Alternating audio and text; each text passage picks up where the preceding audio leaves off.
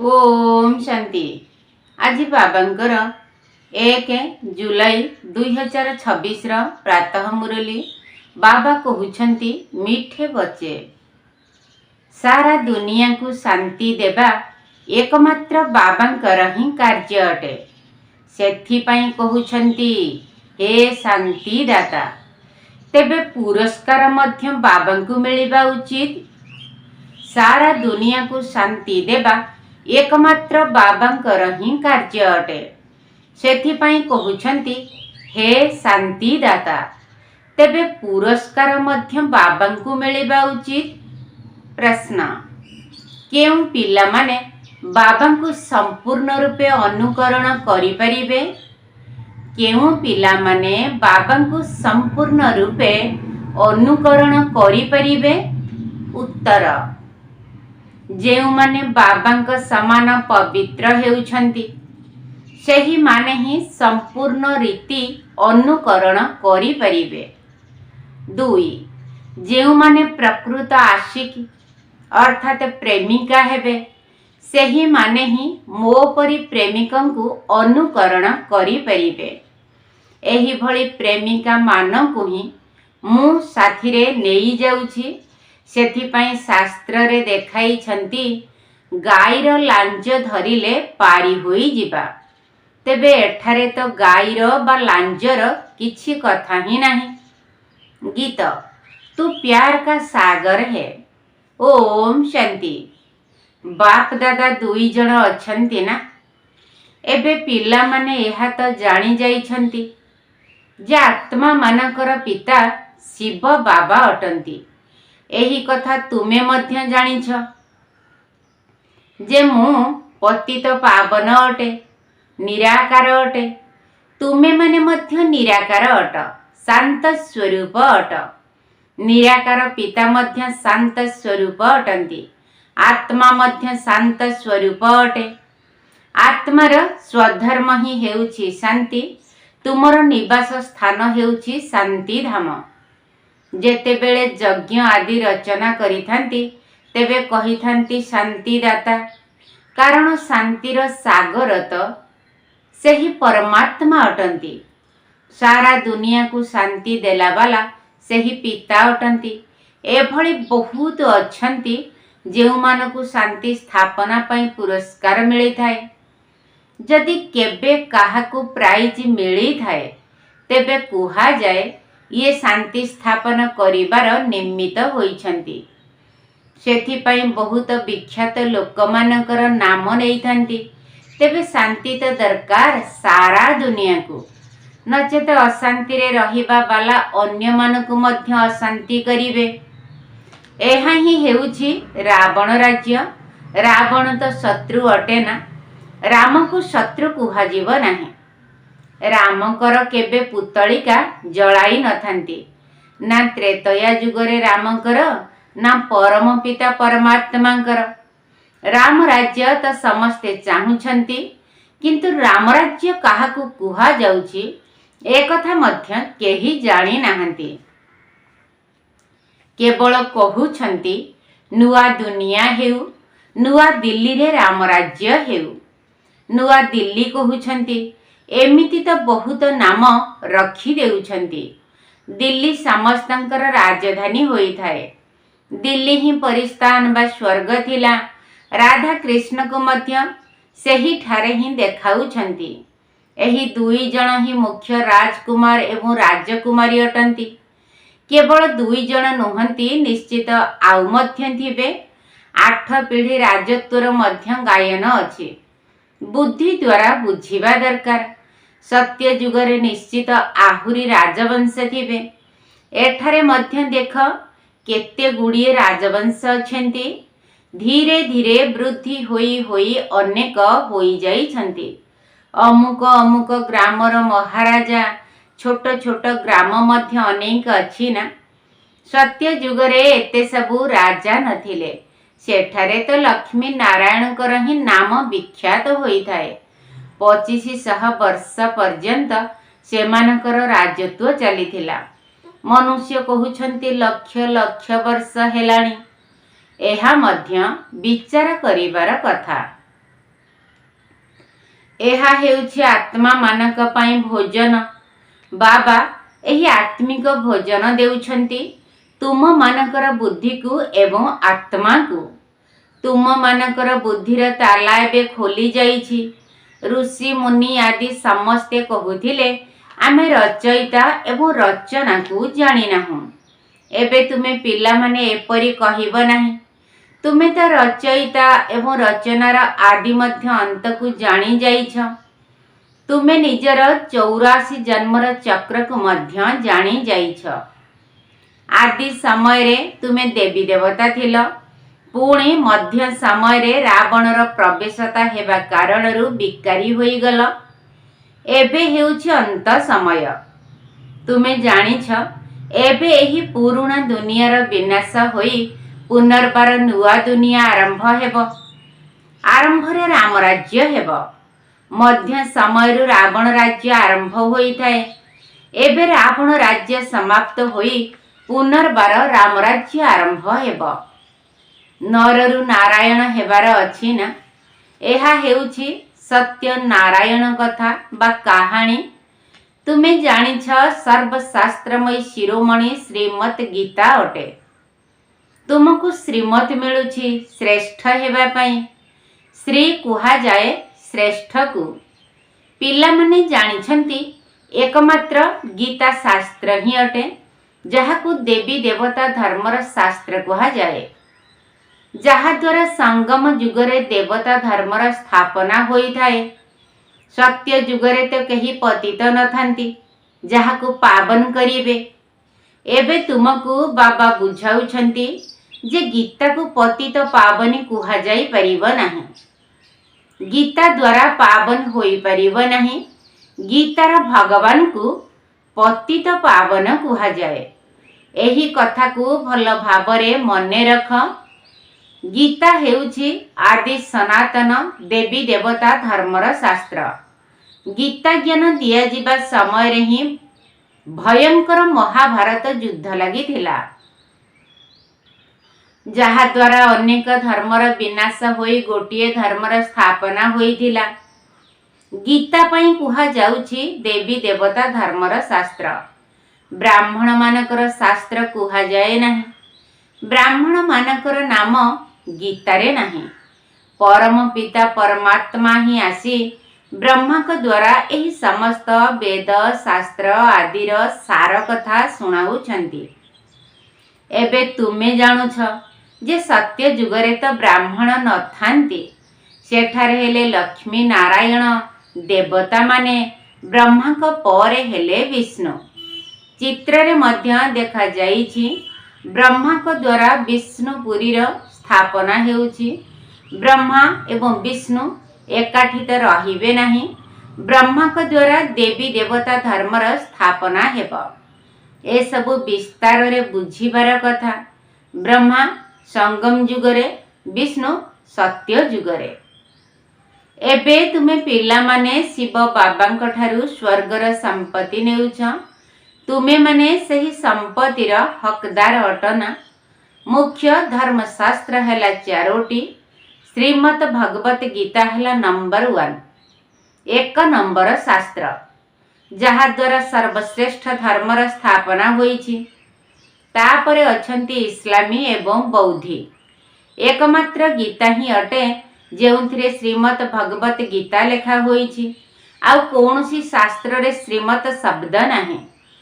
ଶ୍ରୀମତ୍ ଇସଲାମୀ ବା ଶ୍ରୀମତ୍ ବୌଦ୍ଧୀ ଶାସ୍ତ୍ର ଗାୟନ କରାଯାଏ ନାହିଁ। ଶ୍ରୀମତ୍ ଭଗବତ ଗୀତା ହିଁ ହେଉଛି ଗୋଟିଏ। ତାହା ଦ୍ୱାରା ହିଁ କେଉଁ ଧର୍ମର ସ୍ଥାପନା କରାଗଲା? ଆଦି ସନାତନ ଦେବୀ ଦେବତା ଧର୍ମର ସ୍ଥାପନା ହୋଇଥିଲା ଏବଂ ଏହି ସ୍ଥାପନା କାର୍ଯ୍ୟ ଆରମ୍ଭ ହୋଇଥାଏ ଅନ୍ତିମ ସମୟରେ। ଏସବୁ ବହୁତ ବୁଝିବାର କଥା। ଏବେ ବାବା ଆମକୁ ଶିକ୍ଷକ ରୂପରେ ପାଠ ପଢ଼ାଉଛନ୍ତି। ଏହି କଥା ବୁଦ୍ଧିରେ ରହିବା ଉଚିତ। ବାବା ଆମର ପିତା ଅଟନ୍ତି ଏବଂ ଶିକ୍ଷକ ମଧ୍ୟ ଅଟନ୍ତି। ବାବା ପାଠ ପଢ଼ା ଦ୍ୱାରା ସମସ୍ତଙ୍କର ସଦ୍ଗତି କରିଥାନ୍ତି। ତେଣୁ ସଦ୍ଗୁରୁ ମଧ୍ୟ ହେଲେ। ବାବାଙ୍କୁ ସମସ୍ତେ ମନେ ପକାଉଛନ୍ତି। ଏବେ ଗୀତାରେ ଶ୍ରୀକୃଷ୍ଣଙ୍କର ନାମ ଲେଖି ଦେଇଛନ୍ତି। ସିଏ ତ ଜ୍ଞାନର ସାଗର ନୁହନ୍ତି। ତାଙ୍କୁ ଜ୍ଞାନର ସାଗର ବାବା ହିଁ ଏହିଭଳି ଯୋଗ୍ୟ କରିଛନ୍ତି। ତେଣୁ ବାବା ଶିକ୍ଷକ ମଧ୍ୟ ଅଟନ୍ତି। ଏଠାରେ ତୁମେ ନୂଆ ନୂଆ କଥା ଶୁଣୁଛ। ଶାସ୍ତ୍ର ଆଦି ତ ବହୁତ ପଢ଼ି ଶୁଣି ଆସିଲ। ଏବେ ତୁମେ ବାବାଙ୍କ ଠାରୁ ସିଧାସଳଖ ଶୁଣୁଛ। ପୂର୍ବରୁ ସବୁ କିଛି ଶରୀରଧାରୀ ମନୁଷ୍ୟଙ୍କ ଠାରୁ ଶୁଣିଥିଲ। ଏବେ ତୁମେ ଜାଣୁଛ ଆମେ ଆତ୍ମାମାନେ ବାସ୍ତବରେ ଅଶରୀରୀ ଥିଲେ, ପରେ ପୁଣି ଶରୀର ଧାରଣ କରିଛେ। ବାବା ମଧ୍ୟ ଅଶରୀରୀ ଅଟନ୍ତି। ଶିବଲିଙ୍ଗ ତିଆରି କରିଥାନ୍ତି ନା, ଆତ୍ମା ଶରୀର ଦ୍ୱାରା ତାଙ୍କୁ ପୂଜା କରିଥାଏ। ଡାକୁଛନ୍ତି ମଧ୍ୟ, ହେ ପରମ ପିତା ପରମାତ୍ମା, ଏଠାକୁ ଆସି ଆମ ପତିତମାନଙ୍କୁ ପାବନ କର। ଲିଙ୍ଗର ପୂଜା କରୁଛନ୍ତି, କିନ୍ତୁ ଏହି କଥା କ'ଣ କେହି ବୁଝିଛନ୍ତି ଯେ ଇଏ ପତିତ ପାବନ ପିତା ଅଟନ୍ତି, ଯାହାଙ୍କୁ ଆମେ ପ୍ରାର୍ଥନା କରି ଆସିଛୁ। ଶିବ ଭଗବାନ ଅଟନ୍ତି, ଈଶ୍ୱର ଅଟନ୍ତି। ବସ୍ ଏଇମିତି ହିଁ ସାଧାରଣ ଭାବରେ ମନେ ପକାଉଛନ୍ତି। ତାଙ୍କୁ ଯଦି ବାବା ବୋଲି କହୁଛନ୍ତି, ତେବେ ବୁଦ୍ଧିରେ ଆସିବା ଉଚିତ ଯେ ବାବାଙ୍କ ଠାରୁ ସମ୍ପତ୍ତି ମଧ୍ୟ ମିଳିବା ଆବଶ୍ୟକ। ଆମକୁ ସମ୍ପତ୍ତି ମିଳିଛି, ସେଥିପାଇଁ ଆମେ ପୂଜା କରୁଛୁ। ଭାରତବାସୀମାନଙ୍କୁ ନିଶ୍ଚିତ ଭାବରେ ସମ୍ପତ୍ତି ମିଳିଥିଲା। କେବେ ମିଳିଥିଲା? ଏହି କଥାକୁ ଭୁଲି ଯାଇଛନ୍ତି। ଏବେ ତୁମେ ପିଲାମାନେ ବୁଝୁଛ। ପିଲାମାନେ ମଧ୍ୟ କହୁଛନ୍ତି, ଆମେ ବାବାଙ୍କ ପାଖକୁ ଆସିଛୁ। ଶିବ ବାବା ବ୍ରହ୍ମାଙ୍କ ଶରୀରରେ ଆସି ବୁଝାଉଛନ୍ତି। ତ୍ରିମୂର୍ତ୍ତିର ନାମ ବିଖ୍ୟାତ ଅଟେ। ତ୍ରିମୂର୍ତ୍ତି ମାର୍ଗ ନାମ ମଧ୍ୟ ରଖିଛନ୍ତି। ବାବାଙ୍କର ମହିମା ବହୁତ ରହିଛି। ଗୀତରେ ମଧ୍ୟ ଶୁଣିଲ, ପ୍ରେମର ସାଗର ଅଟନ୍ତି। ସମସ୍ତଙ୍କର ସଦ୍ଗତି ଦାତା ଅଟନ୍ତି। ସମସ୍ତଙ୍କର ସୁଖ ଶାନ୍ତି ଦାତା ଅଟନ୍ତି।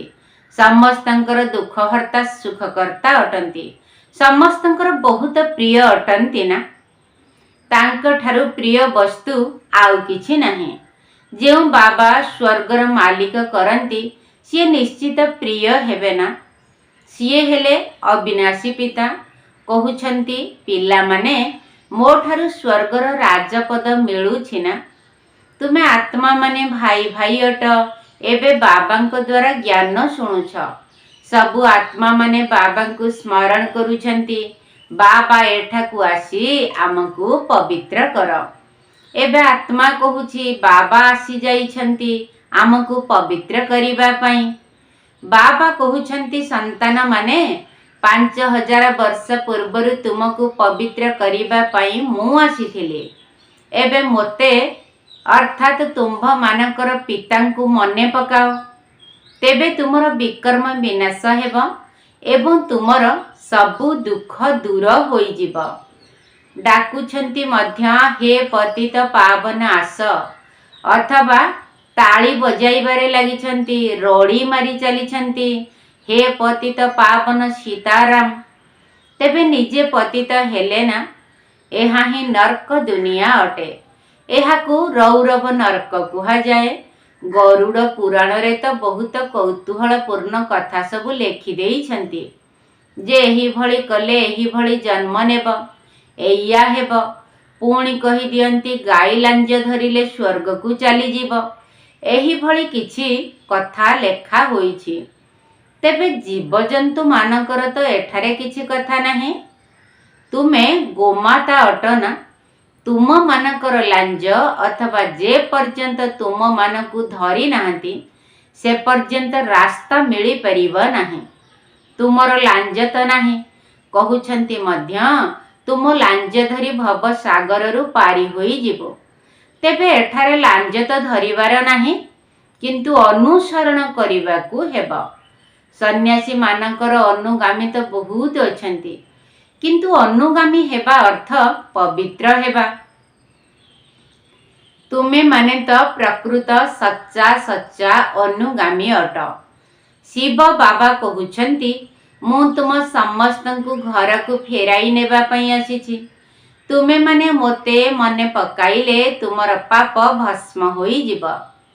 ପବିତ୍ର ନ ହେବା ପର୍ଯ୍ୟନ୍ତ ବାବାଙ୍କୁ ଅନୁସରଣ କରିପାରିବ ନାହିଁ। शिव बाबा को पूर्ण रूप रे अनुकरण करिबाकु हेबो। तुमे माने एठारे अनुकरण करिबा पई बसिछ। भक्ति मार्ग रे मध्य मोते स्मरण करि आसीछ। तुमे जानिछ आत्मा माने परमात्मा प्रेमिकंकर प्रेमिका अटंती। आत्मा माने तांकु गभीर भाव रे मने पकाउछंती एवं सीए आसीछंती साथी रे नेई जिबा पई। सीए कहुछंती मोते अनुकरण कर, तेबे मु तुमको साथी रे नेई जिबी। किपरि अनुकरण करिब ताहा मध्य बुझाउछंती। मु हेली पवित्र, तुमे हेला पतित, तेणु निश्चित पवित्र हेबाकु पड़िब, निश्चित अनुकरण करिबाकु पड़िब। विकारी आत्मा तो अनुकरण करि परिबो नाही। अनुकरण करिबा पई प्रथमे मो भଳି पवित्र हुआ। कौन मु पतित मानकु मो साथी रे शांति धाम को नहीं जिबी। मनुष्य माने केते भक्ति तप दान पुण्य आदि करुछंती मुक्ति पाइबा पई। कारण एठारे दुख मिलुछि एवं समस्ते निजर घर को फेरी जिबा पई व्याकुल हेउछंती। बाबा कहुछंती पवित्र निश्चित हेबाकु पड़िबो। मु सदा पवित्र अटे, सेथि पई तो तुमको पवित्र करि पारुछि। मु आसीबी मध्य ब्रह्मा का शरीर रे। मु रचयिता अटे। एही ब्रह्मा शरीर रे आसुछि। देखाई छंती मध्य ब्रह्मा का द्वारा परमात्मा देवी देवता धर्मर स्थापना करिथंती। तुमे ब्रह्मा कुमार कुमारी माने जानुछ जे शिव बाबा को अनुकरण करिबाकु हेबा। बाबा कहुछंती मोते मने पकाइले मु प्रतिज्ञा करुछि तुमको पवित्र दुनिया को नेई जिबी। एहा बिना आउ कौनसी उपाय नाही। जेतेबेले कहुछंती हे पतित पावन, सही समय हुए तो दृष्टि ऊपर को जाए, नचेते पानी को देखी थांती। गंगा तो पतित पावनी नुहे ना, ए सबु तो सागर रु बाहरी थिबा नदी अटंती। तेबे लांज तो तुमर धरिबा उचित। बाबा कहुछंती तुमको पवित्र हेबार अछि, मोते अनुकरण करिबार अछि, तेबे जाई साथी रे जाई परिब। बाबा कहुछंती तुमे माने मो साथी रे निवास करुथिल, एबे 84 जन्मर चक्र लगाई पतित होई जाइछ। एबे पुणी मोते अनुकरण कले जाई पवित्र होई जिब। सन्यासी माने मध्य गृहस्थी मानकु कुहंती यदि अनुकरण करिबार अछि तेबे घर गृहस्थ को छाड़। बाबा कहुछंती मु परम धाम रे रहुछि, तुमे मध्य सेठाकु जीव ना एही विषय सागर भितरे रहिबाकु भल लागुछि। तुमे तो डाकी आसीछ हे पतित पावन आस। एबे बाबा आसी साथी रे नेई जाउछंती। प्रत्येक कल्परे आसी तुमको साथी रे नेई जाउछि। पुणी सत्य जुगरे तुमे बहुत सुखरे रहुछ। एही लक्ष्मी नारायण स्वर्गर मालिक थिले ना, एमानकु एते सुख देला बाला किए? स्वर्गीय ईश्वर पिता। बाबा स्मरण कराई देउछंती जे तुमे मोर जन्मोत्सव पालन करुछ। परम पिता परमात्मा कर जयंती सब भारतवासी माने पालन करुछंती। एहा मोर जन्मस्थान अटे। ख्रिस्टियन माने केबे हेले शिव जयंती पालन करंती नाही। सेमाने तो जीशु ख्रिस्टन को मानंती। शिव जयंती तो भारतवासी पालन करुछंती। भारत समस्तंकर पतित पावन पितांकर जन्मस्थान अटे। बाबा समस्तंकु सुख देई थांती, समस्तंकर मुक्तिदाता अटंती। तेणु भारत केते श्रेष्ठ अटे। बाबा जानिछंती ड्रामा अनुसारे जेतेबेले मोर संतान माने बहुत दुखी होई जानती, सेतेबेले मु संपत्ति देबा पई आसी थाए। बाबा हेउछंती ज्ञानर सागर, सुखर सागर। पिला मानकु संपत्ति देउछंती। कहुछंती मते फॉलो अर्थात अनुकरण कर। ए कथा तुमे जानिछ जे आमे आत्मा माने विकारी अटु, सेथिपई एही शरीर मध्य विकारी अटे। सत्य जुगरे आत्मा पवित्र थिबारु शरीर मध्य पवित्र मिली थाए। एबे बाबा कहउछन्ति पिलामाने पवित्र हुआ। बाबांक स्मृति द्वारा ही तम प्रधान रु सत्व प्रधान हेब। अच्छा, मीठा मीठा शिकिलधे संतान मानक प्रति माता पिता बाप दादांकर मधुर स्नेह संपन्न शुभेच्छा एवं सुप्रभात। आत्मिक पितांकर आत्मिक संतान मानकु नमस्ते। आम आत्मिक संतान मानकर आत्मिक बाप दादांकु नमस्ते नमस्ते नमस्ते एवं सुप्रभात। धारणा पाई मुख्य सार प्रथम पॉइंट, बाबांक ठारू स्वर्गर संपत्ति पाइबा पाई मु आत्मा भाई भाई अटे एही स्मृति को पक्का करिबाकु हेब। समस्तंक सहित बहुत स्नेहरे रहिबाकु हेब। जेमिति बाबा प्रियरु प्रिय अटंती सेहीपरि प्रिय हेबाकु पड़िबो। बाबांक ठारू स्वर्गर संपत्ति पाइबा पाई मु आत्मा भाई भाई अटे एही स्मृति को पक्का करिबाकु हेब। समस्तंक सहित बहुत स्नेहरे रहिबाकु हेब। जेमिति बाबा प्रियरु प्रिय अटंती सेहीपरि प्रिय हेबाकु पड़िबो। द्वितीय पॉइंट, बाबांक समान पवित्र होई बाबांकु संपूर्ण रूपे अनुकरण करिबाकु हेब।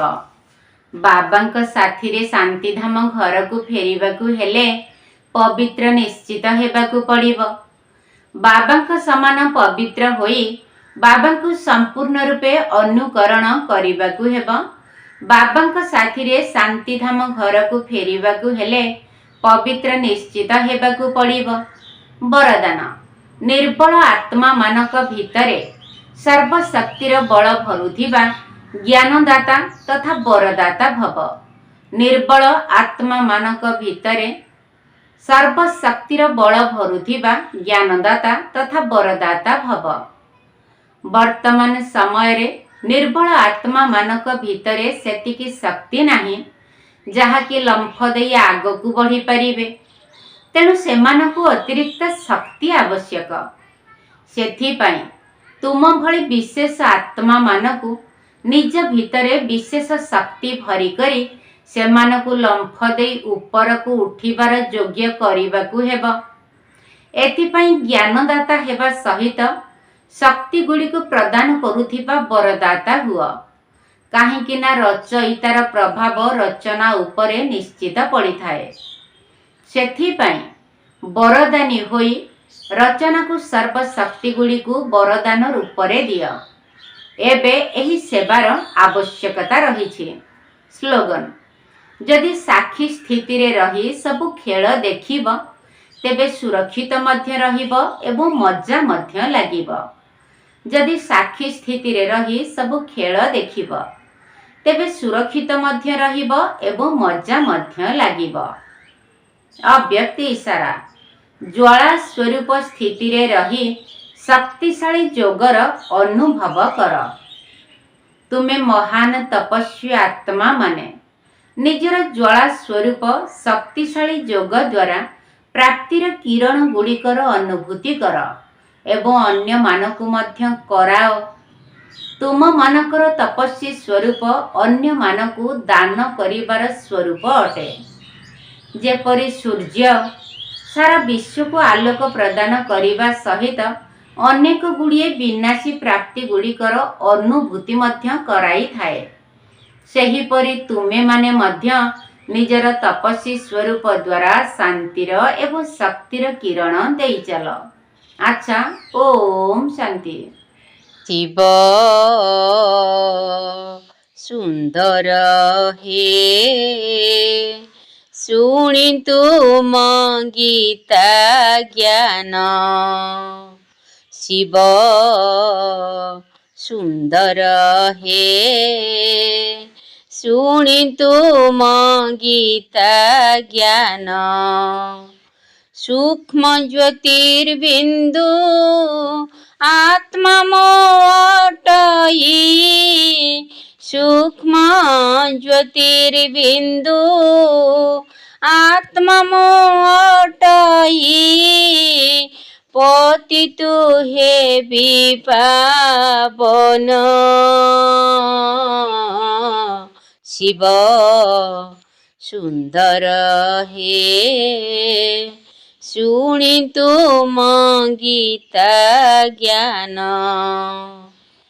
समर्पित हेबी ए जीवने मोहि तुमे ही मोर संसार समर्पित हेबी ए जीवने मोहि तुमे ही मोर संसार ओधा कल्प सुख प्राप्त करिबी अधा कल्प सुख प्राप्त करिबी आत्मा भावी निरंतर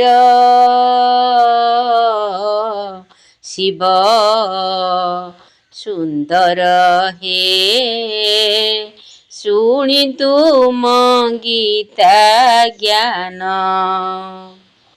मन मत छाड़ी परमत छाड़ी तुम श्रीमते चालिबी अमृत बेला रे तुमरी स्मृति रे अमृत बेला रे तुमरी स्मृति रे सुखे दिन बिताइबी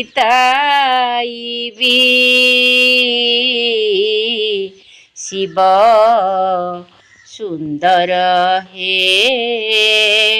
शुणितु मम गीता ज्ञान समय संकल्प सर्व संपत्ति विश्व से बारे लगाई मोह जित होई आत्मा भाव नेई मोह जित होई आत्मा भाव नेई देवी बंधन कटाई शिव सुंदर हे शुणितु मम गीता ज्ञान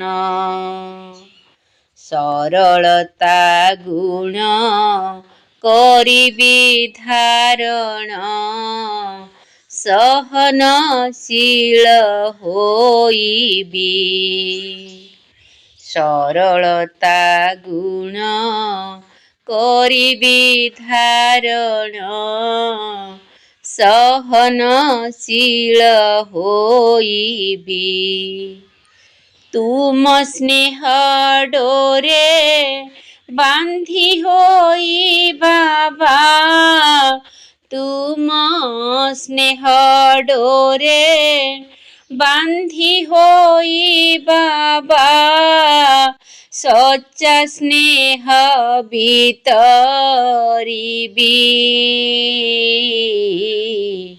शिव सुंदर हे शुणितु मम गीता ज्ञान सूक्ष्म ज्योतिर्बिंदु आत्मा मोटई सूक्ष्म ज्योतिर्बिंदु आत्मा मोटई पतितु हे विपावन शिव सुंदर हे शुणितु मम गीता ज्ञान।